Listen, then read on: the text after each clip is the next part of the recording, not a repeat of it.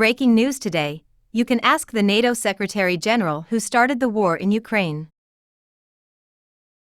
There are two widely held theories regarding the conflict's inception in Ukraine.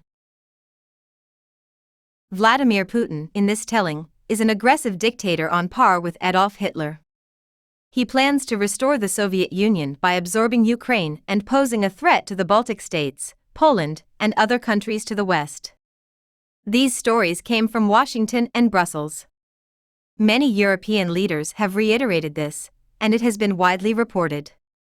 If you buy into this story, you'll be hailed as a saintly European, Westerner, and global citizen.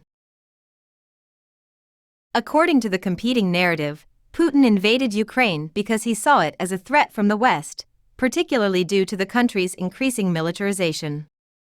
The Western governments have stifled this story, and the media has mocked it. You will be labeled a stooge of the Kremlin or Putin's puppet if you claim that NATO is responsible for what happened. NATO Secretary General Jens Stoltenberg discussed Finland's membership in the alliance with the European Parliament's Committee on Foreign Affairs at the beginning of the month.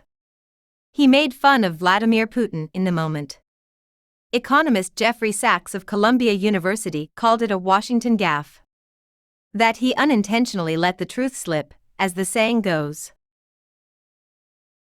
Stoltenberg claims that Putin promised that there would be no further NATO expansion in a speech given in the fall of 2021 and in a draft treaty that they hoped NATO would sign. We didn't sign anything like that, obviously. He insisted that we write in stone that we would never seek to expand NATO. That's why we said no. He went to war because he didn't want NATO expanding into his country. The polar opposite, he has. Though shocking in their candor, no one should have been surprised by Stoltenberg's claim that Putin went to war to prevent more NATO, close to his borders. Famous diplomats and academics have been warning that NATO expansion toward Russia will end badly since the 1990s.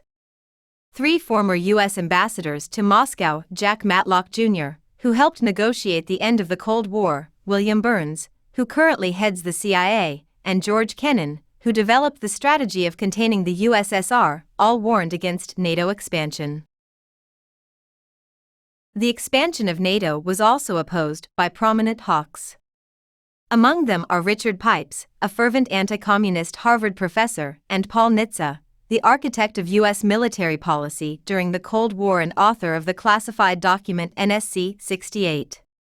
The worst foreign policy disaster of the post-Cold War era, according to a 1997 open letter signed by 40 of the United States' most seasoned diplomats, military figures, and scholars.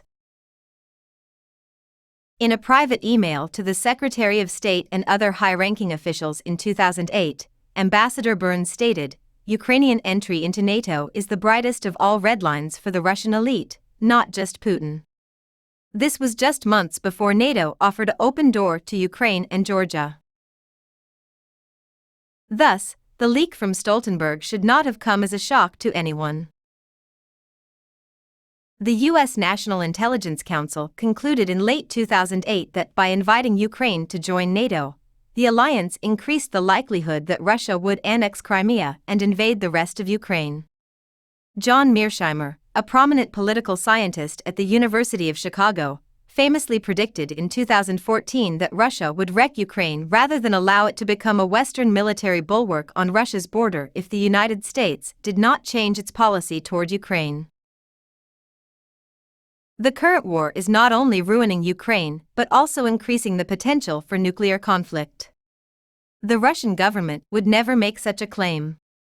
The RAND Corporation, a think tank funded by the United States military, produced the report, which is about as far as one can get from Russian propaganda. Nuclear use could be surprisingly extensive, the RAND report warns, and further deliberate escalation, including Russian nuclear escalation, is highly plausible. If Russia uses nuclear weapons, it may be relatively unconstrained, meaning that tactical and strategic nuclear weapons could be used. How did Western concerns about NATO expansion become labeled as Russian propaganda in the face of overwhelming evidence about the danger of NATO expansion? This did not occur by chance. As scholars like Noam Chomsky have pointed out, the West has been subjected to a manufacture of consent.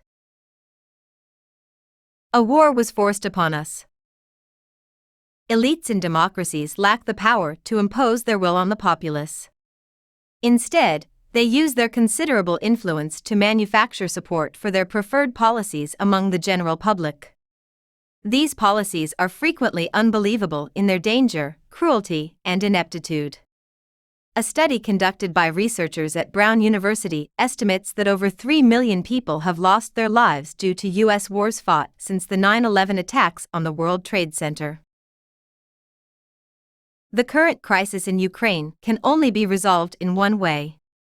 Though not ideal, the current best option is to push for an immediate ceasefire and subsequent negotiated settlement. And we have to accept the truth. There will be no compensation for Ukraine. There will be territorial losses and no chance of reviving the debt on either side. 50,000 Ukrainians have lost limbs due to amputations, and they will never get them back. The countless young Russian men who perished when their tanks caught fire will never see their families again. This terrible war, however, will soon come to an end, hopefully before things get even worse for everyone involved or completely spiral out of control. Putin's war was unnecessary. However, he was cornered by powerful people in Washington and Brussels. NATO invaded Estonia in 2020 and 2021, but if Russia or China had tried to encircle the United States with military bases and practice launching missiles right on the U.S. border, Washington would have gone to war as well. So, Mr. Putin is not a raving lunatic, right? Putin did what the United States would have done had it been in his position, so much as one may oppose, detest, and regret the horrific war he unleashed.